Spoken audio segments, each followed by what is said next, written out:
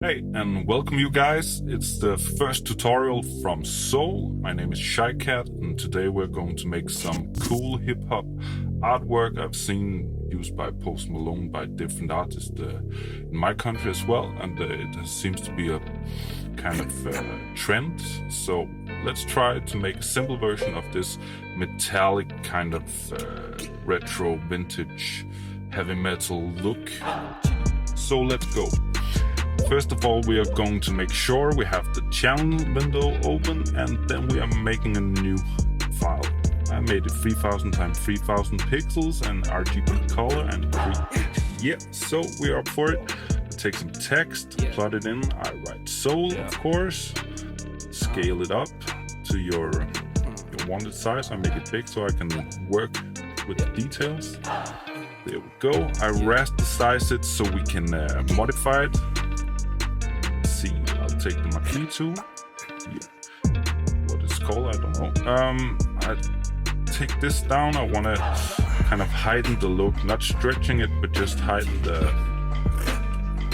what do you call it, the pillars in the font. So there, I connect them by just scaling it up, pushing Command T on the MacBook. Just selecting the area, Command T, and drag up. Right there, yeah. The next thing we are going to do is create an alpha channel. What we are going to do here is Command click on the layer, so we select the font we have made. Then we make a mask here. Once we got this alpha mask, we are going to duplicate it. I'm going to write blurred on the bottom layer here, so we can put some blur.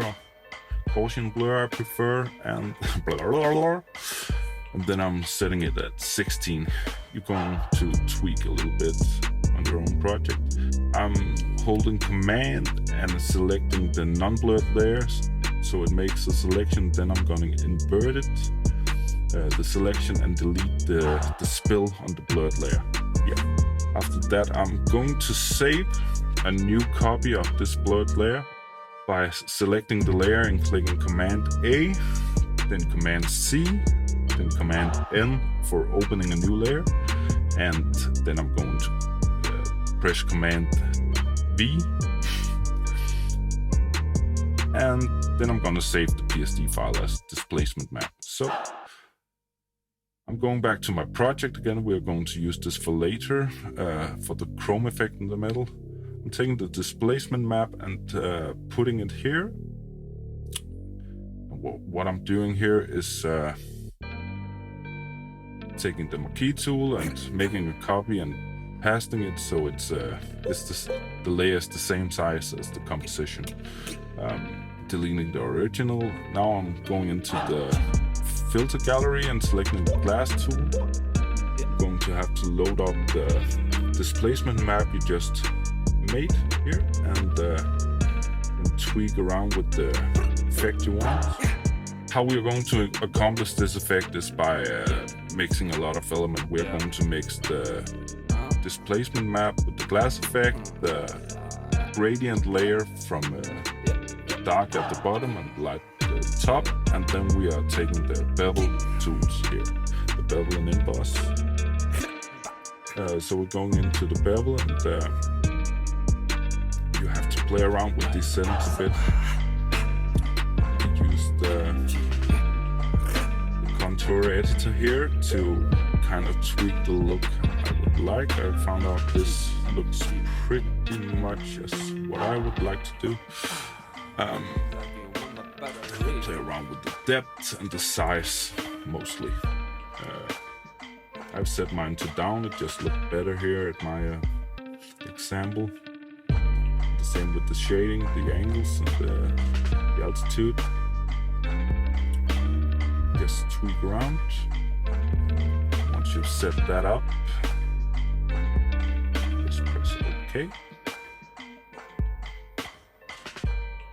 So far so good. What we're going to do now is put a little bit of gradient, as we talked about, top of it, and I set mine to aligning a Dutch in the blend. Yeah, I set my opacity a bit down, maybe to around 60 or around 64 I ended up with. What I'm going to do now is remove all the effects on this layer and set it to color dodge.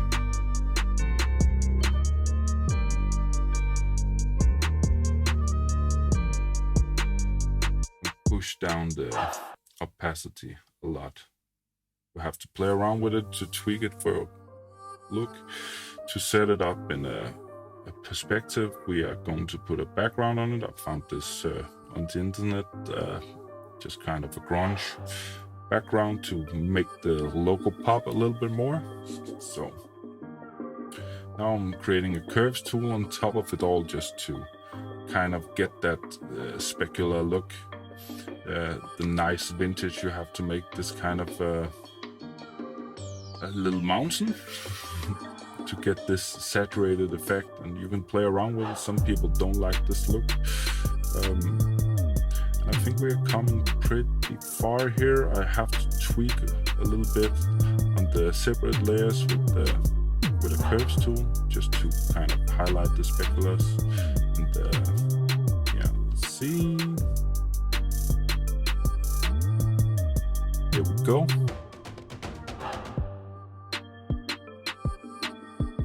Yeah, guys, and all of this is just tweaking around and finding the right look for your composition. Once you have all these tweaks and stuff cleared,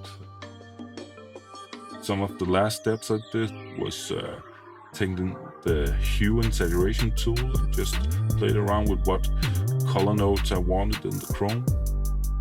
This kind of chromatic feel to it. Decided with a little bit more blue magenta kind of vibe, and then just tweaked it, maybe put the saturation a little bit down. There we go, kind of nice look. For the finishing touches, or which at least I thought, I was going to put in some film grain. I found a stock picture on the internet and then overlaid it here. We're going to locate it, put it up, and just scale it up to your first size and placement. And then just I took the soft lights. You can see the kind of textures in it. It gives a little bit of grittiness to it, and you can kind of play around with the effects here.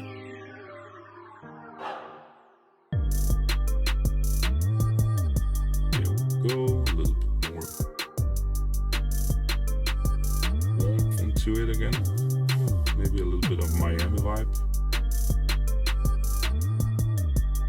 Very, very subtle effect with shadows and drop shadows and some outer glow, just to give it a little bit of kind of vintage vibe, exaggerate that feeling even more.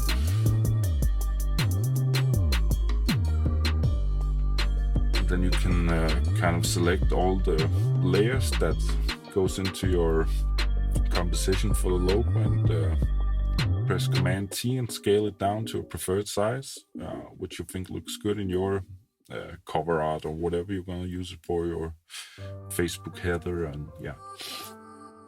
And then I came up with a little bit of an idea with the lens flare, which I made with the marquee tool, made this kind of rectangular across the composition and made this gradient fade over it with white. And then I took the eraser tool and kind of smudged out the ends of it so it looks like it's a light streak, and placed it down at the right position to make this kind of lens flare, stark glow kind of effect. I thought it looked cool.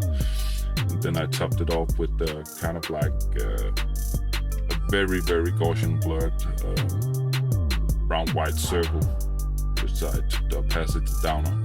Yeah, that was kind of the idea. I hope you liked it. And Sorry for my pronunciations of things. I'm still getting used to this stuff, but if you like this, I'm going to make a bunch more in different kind of genres and styles. And yeah, see you out there, and visit soul.dk. It's soule.dk. It's Shycat here, and I'm out. Thank you for watching. What the fuck? Yeah, bye.